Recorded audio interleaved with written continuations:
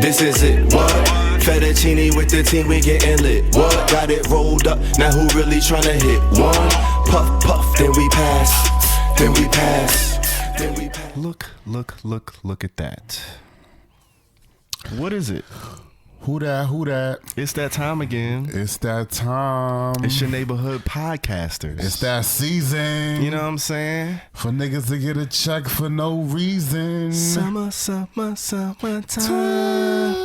know what I'm saying? We out here with it. You been outside. What's up with you, homie? You I all have right? been outside. You good? There's a lot of things happening in these streets. The streets is getting fired up again. Fiery streets. So you will get to that eventually, but I heard some rumors out in the streets. Oh shit.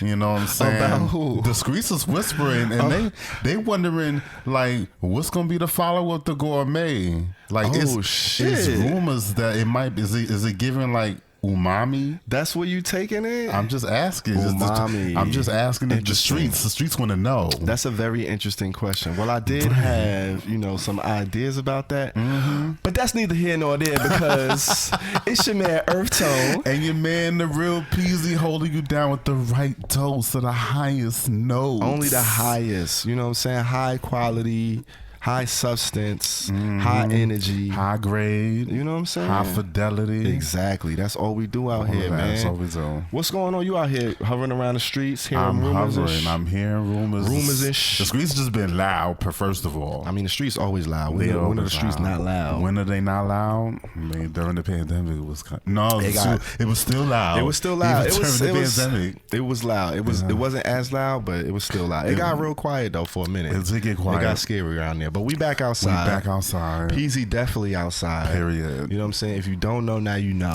Nigga. You know what I'm saying? Ask for a recommendation. If you come into the city and you need some spots to touch down, he out here. He done tasted. He done tried it. You know what I'm saying? He done sampled it, dabble. Probably done fucked it. He out here. You know what I'm saying? Got fucked by it. Out here. Kamal in these shoes and you.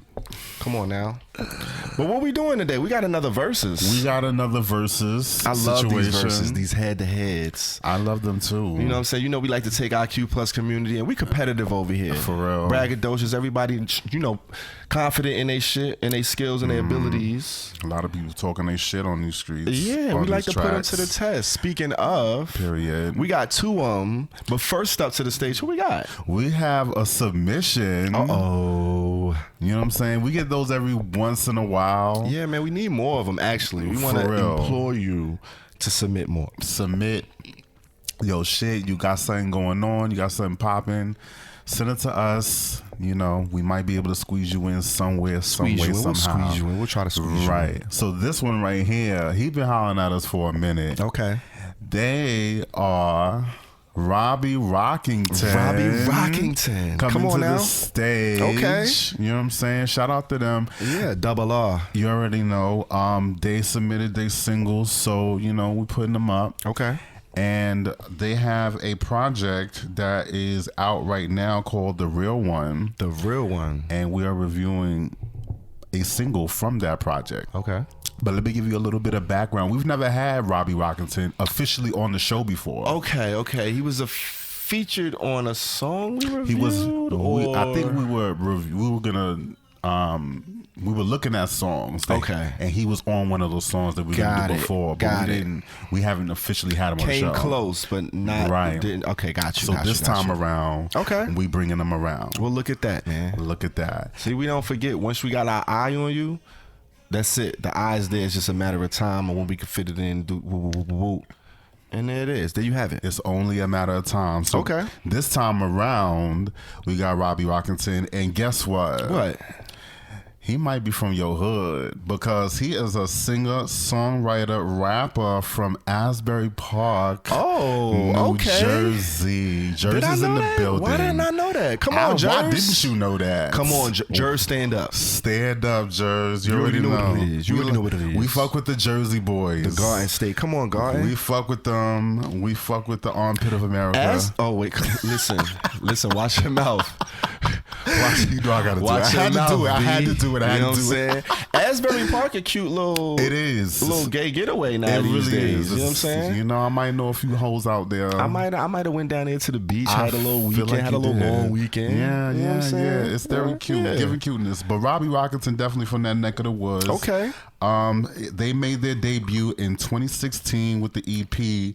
Get this, The Asylum: Confessions of a Stoner. 2016 site situation. So I feel like he's perfect for this. Come on, talk about full circle. Available on all platforms, and he's pretty much had like singles coming throughout since his debut. Okay. Dropping between.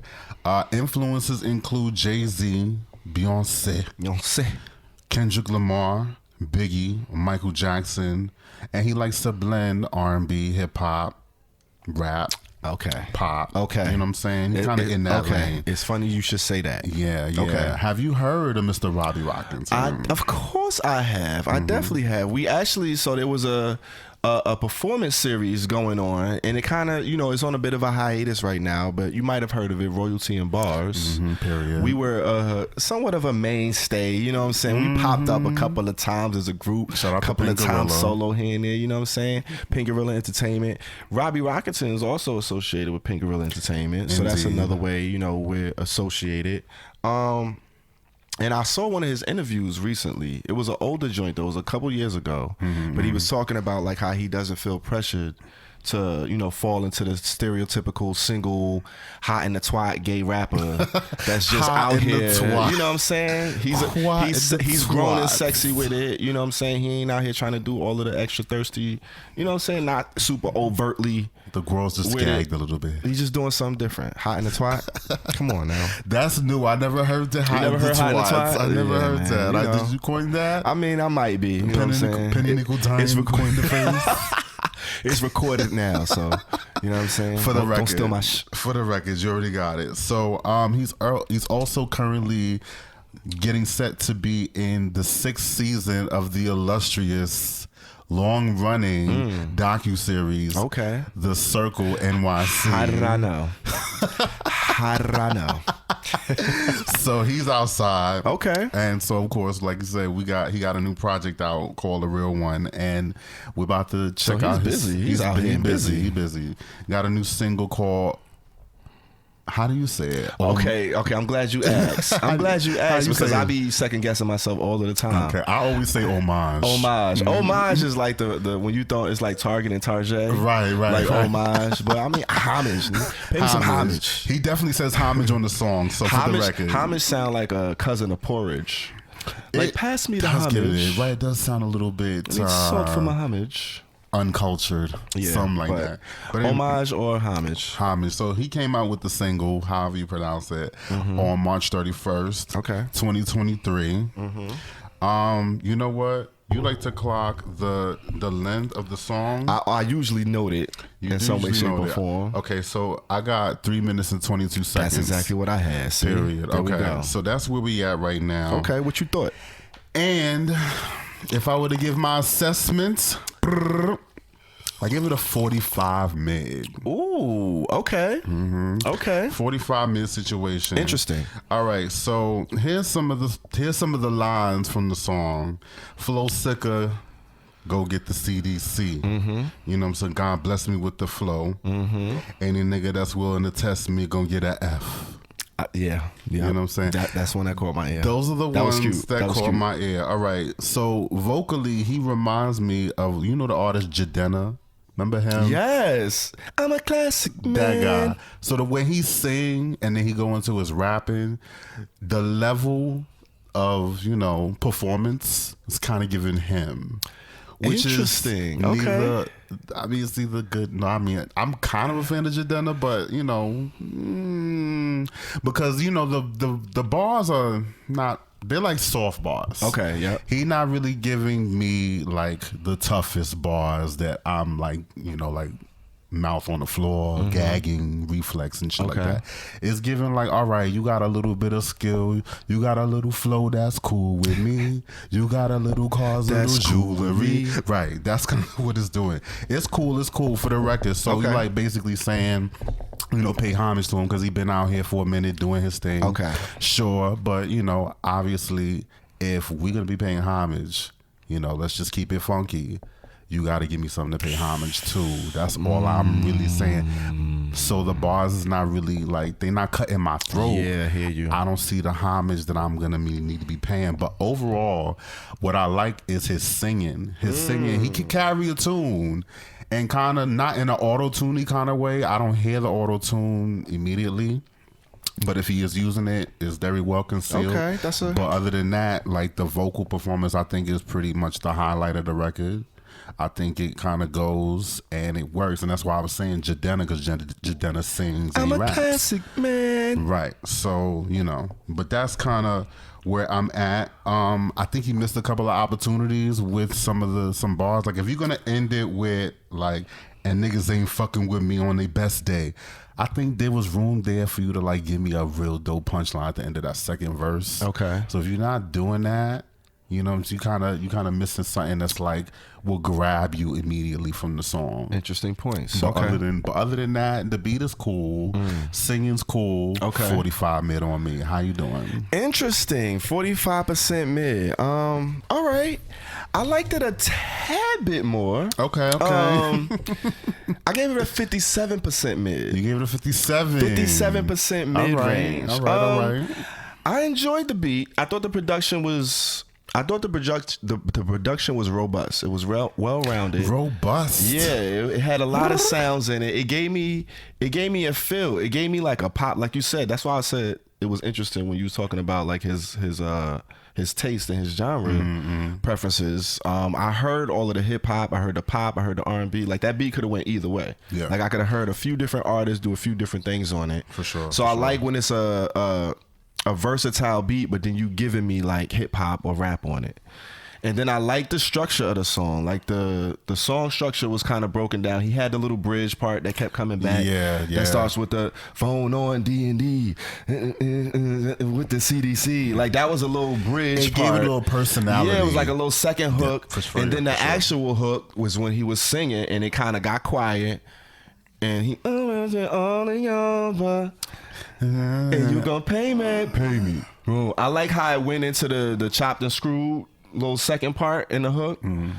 That I thought that was kind of hot. I heard that popping up in my head like while I was walking around and, you know, going about my day. It would pop in my head and shit. So it was a little earwormy.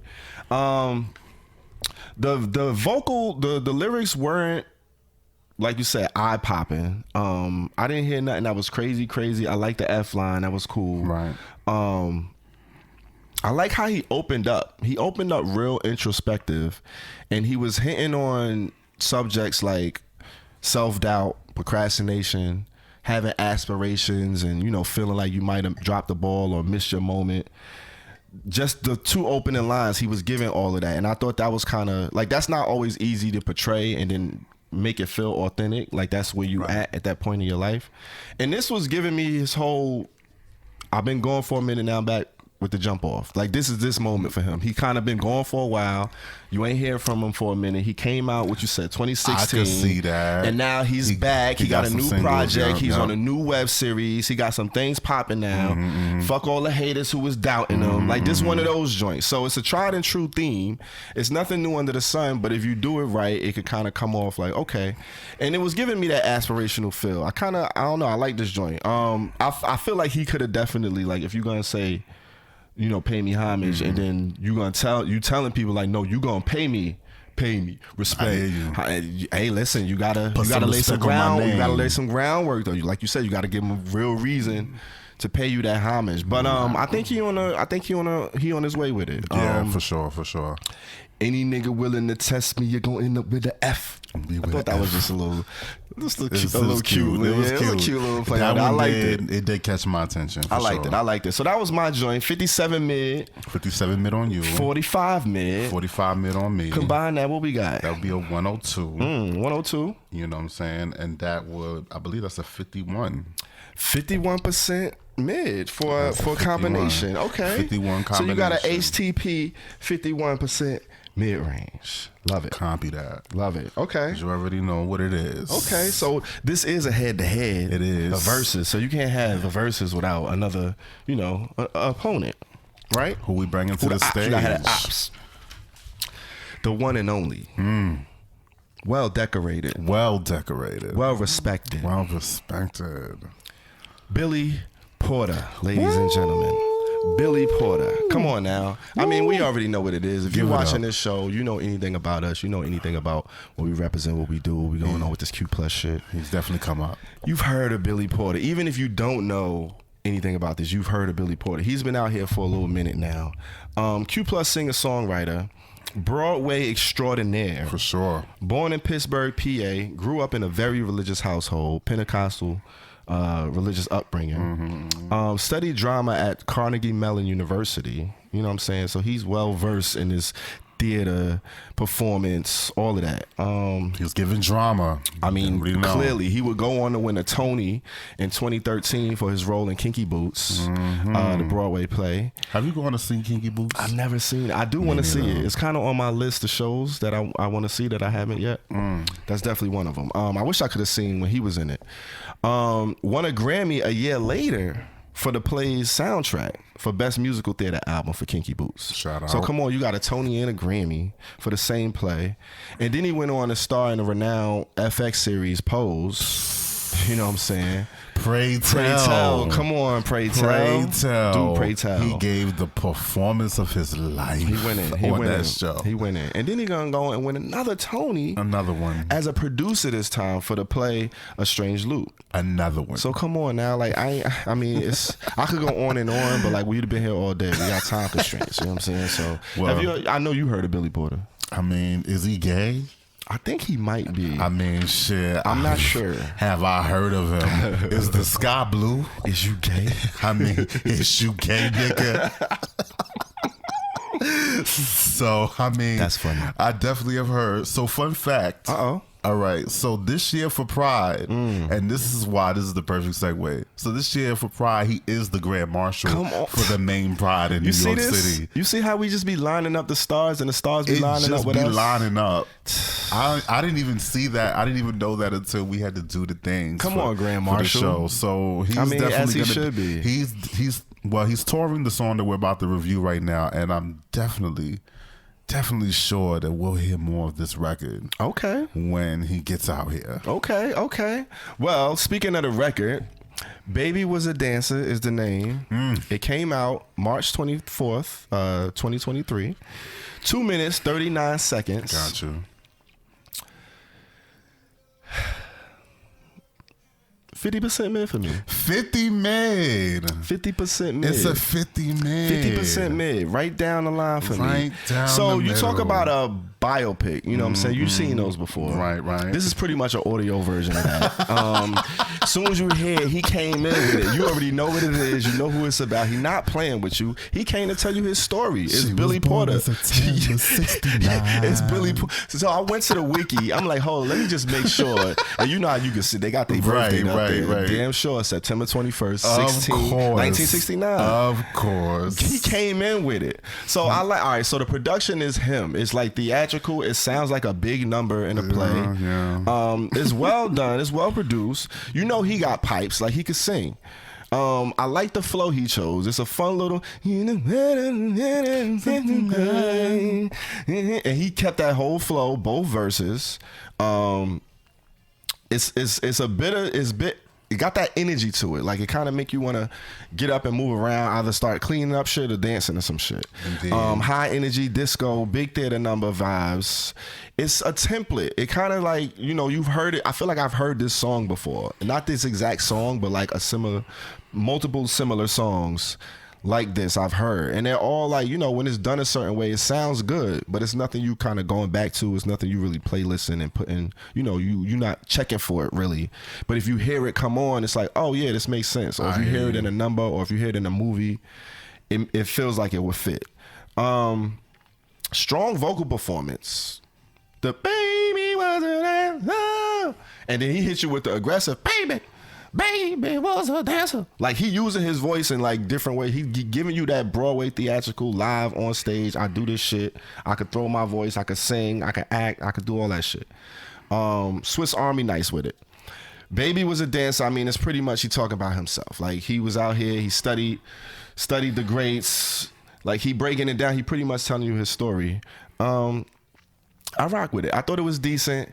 50% mid. Nothing super crazy, but it's kind of right in the lane of what I would expect from Billy Porter.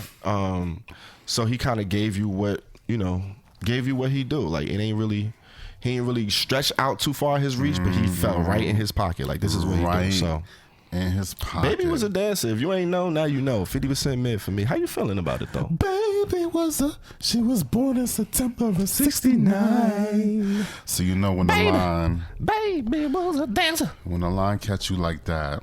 Baby. All right, so I'm gonna give it up like this. I'm trying to figure out. Remember when we reviewed Michaela J, and she had her single "Something to Say"? I feel like we did it on the show. It was her debut single. Okay. And it was not too long after Pose ended. And okay, yes.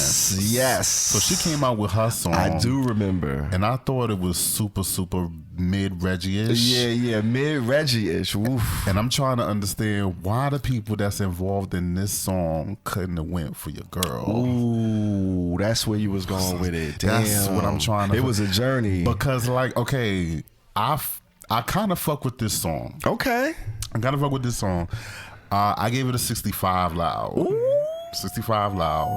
Ooh. Because this is literally, there's a lot of people in the LGBT community that want to do pop music. They love doing dance music. Yeah. But they usually fall short.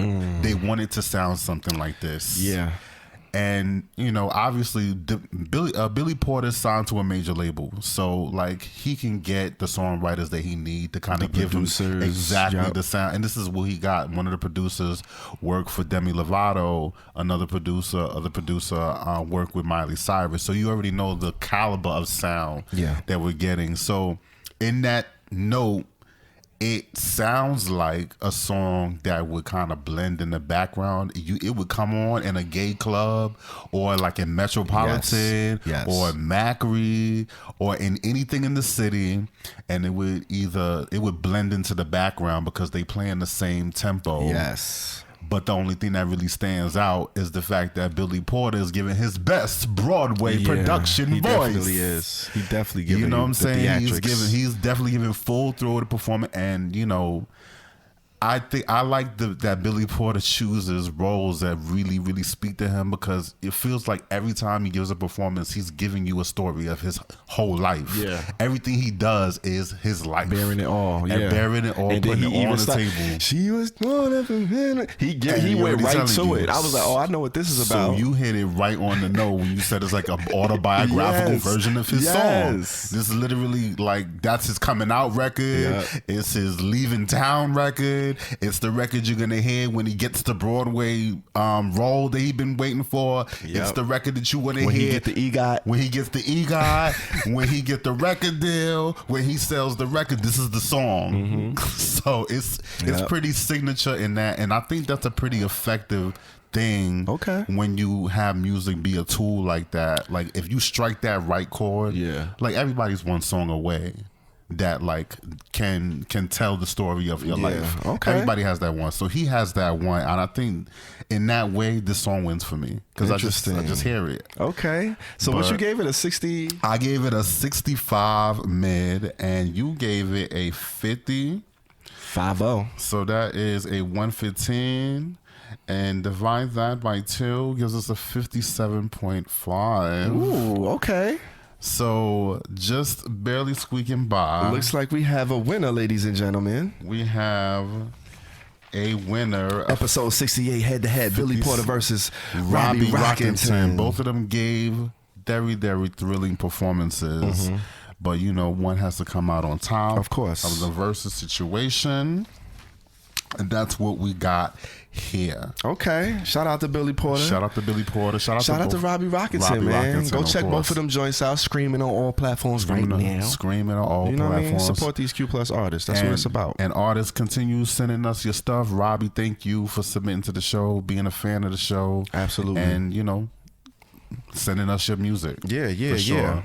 So, with that said, ooh, excuse me. A little gassy. Get you a little tea. Get your little, you know. Let me take a little wet my whistle. Get your little quick. herbal little tea. See, that's like that's ASMR. Taking a sip in the That's definitely MICKEY. MICKEY. Right. Speaking of, it's time for the ally of the day. Henny's back. Hey, ally of the day. Hey, it's been a minute. What's up, y'all? What's up? We got another one. Who is it today? Who we bringing to the stage? We got a good ally. Who is on it? our hands Is today. it a good one? I think, okay, we're going to discuss this. So today, Okay. without further ado, we have the illustrious. Everybody's illustrious. Macklemore. You know what I'm saying? Okay, Mac. Macklemore. So I'm going to just go into it like this. Go ahead. Singer, songwriter, rapper, straight out of Seattle, Washington. Okay. And debuted as an indie artist in 2000 with his mixtape Open Your Eyes. That was 2000? It was 2000 when he started officially doing music. Whoa. For sure. He's had a long path. Okay. Eyes, let me see, hold on. Open Your Eyes, right. Cites influences a lot of your underground East Coast hip hop, such as the Hieroglyphics, AC Alone. Okay. Underground motherfuckers. And then you have like Nas and Wu-Tang. Yep. Talib Kweli, of course. Yep. He used to facilitate music workshops for a program called Gateways for Incarcerated Youth. And that's where Professor Macklemore came from, because it was a part of an art project. And then, of course, he put out a couple of mixtapes and he became Macklemore. Okay. You know what I'm saying? 2009, he bubbling, building up his buzz, works with the one and only Ryan Lewis, and then they get together. What a combo. Them boys had a string. They had a run. So in 2012, October, they come out with The Heist. And from there, you already know what it is. The Heist kind of launched a whole lot of hit singles for him. He had a big moment. Same Love, the third single from it, crossed over success, going viral, discussing LGBT issues of his uncle and his feelings about that. And, you know, he had other bops on there. Can't Hold Us. Remember that moment? I'm gonna pop some tags. I got $20 in my pocket. Yeah. They had a couple cute joints. A little bop, and I forgot to pull out my CD, because you know I was definitely a big Macklemore fan. Really? I bought that album. Okay. And, you know, he's been around. He's definitely been around. Have you heard of Mr. Macklemore? I definitely heard of him. I mean, come on, Same Love. That was that was huge for the community. For sure. It was big on the whole gay marriage thing. They had the video behind it. Isn't that when Ellen did the whole big... what did she do? I feel like that whole married era, a bunch of people. Everybody a lot of people started. Everybody had one. That. Yeah. But he sparked it though. Or his was the biggest. Yeah. His popped off the most for some reason. I wouldn't even be And surprised. I think it was the video too. But yeah, and the thrift shop joint. I mean, it was an era. They had a few joints that I liked. Sure. I wasn't the craziest about the Same Love joint. I didn't like the line where he was like, when I was whatever, I thought I was gay, because I was like, did you now? All right, so more on Same Love. So this is basically the reason why we consider him an ally. So Same Love, a song about his uncle coming out as coming to grips with his own homophobia. And, you know, he was definitely processing the discussion of marriage equality, came at that time.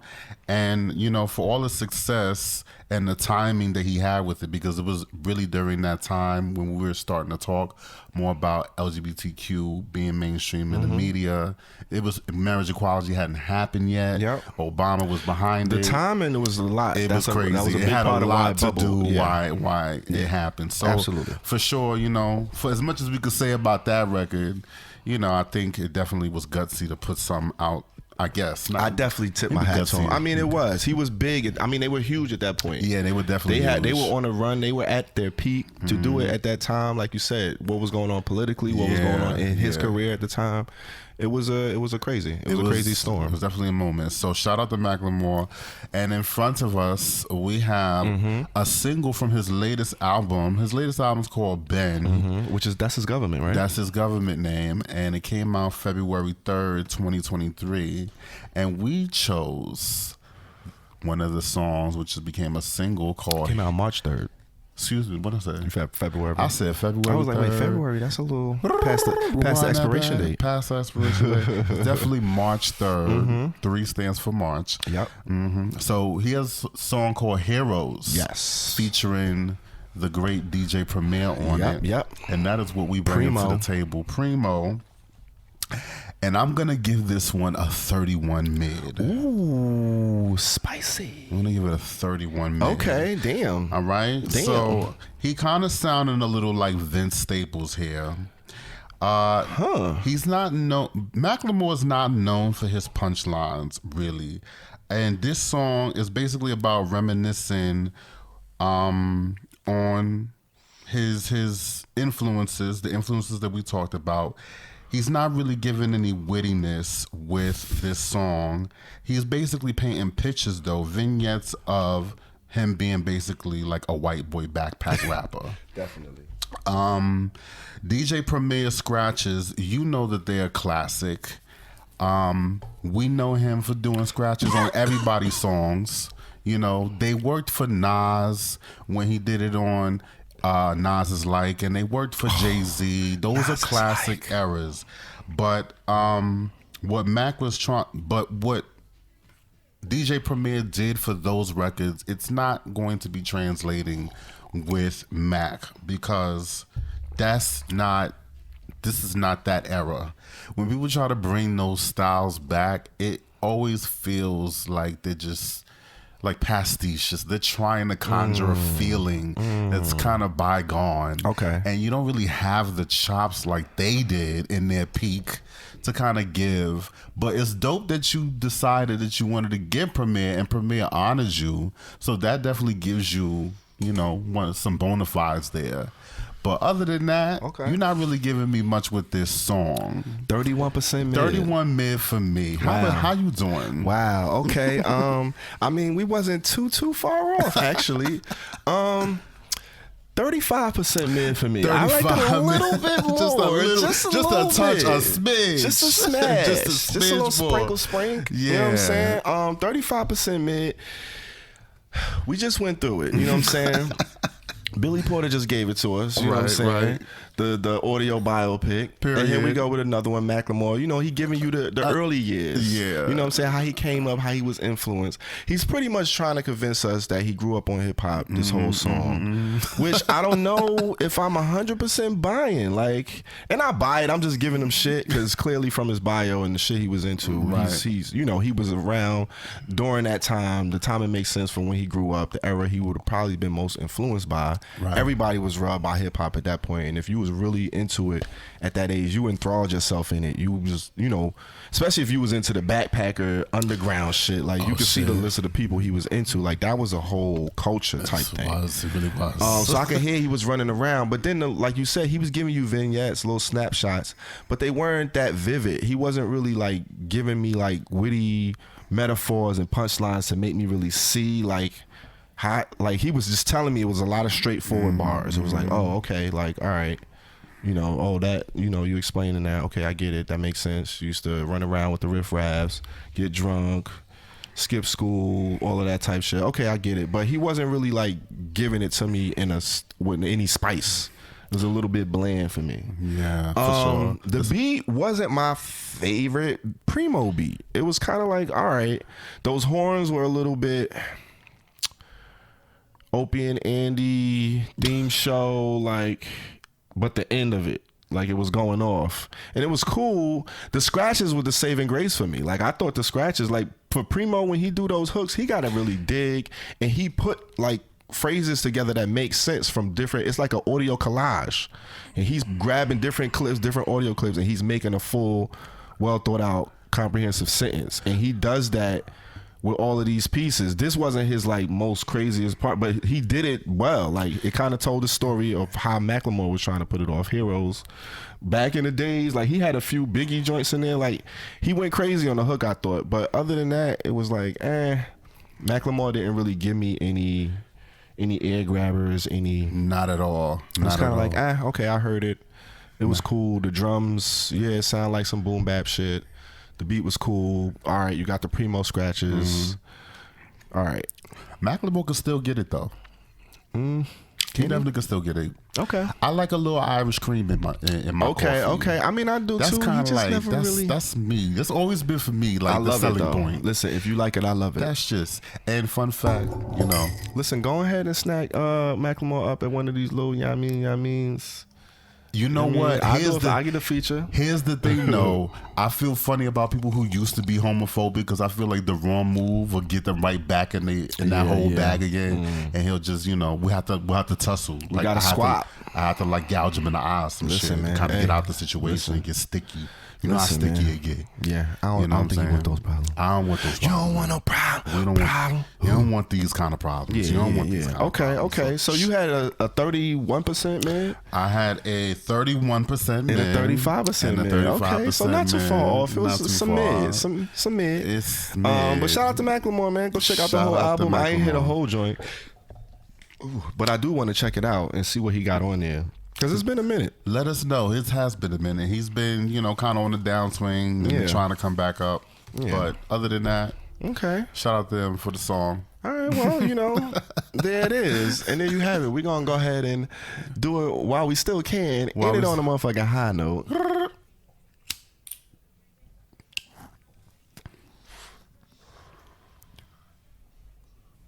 This is it, what?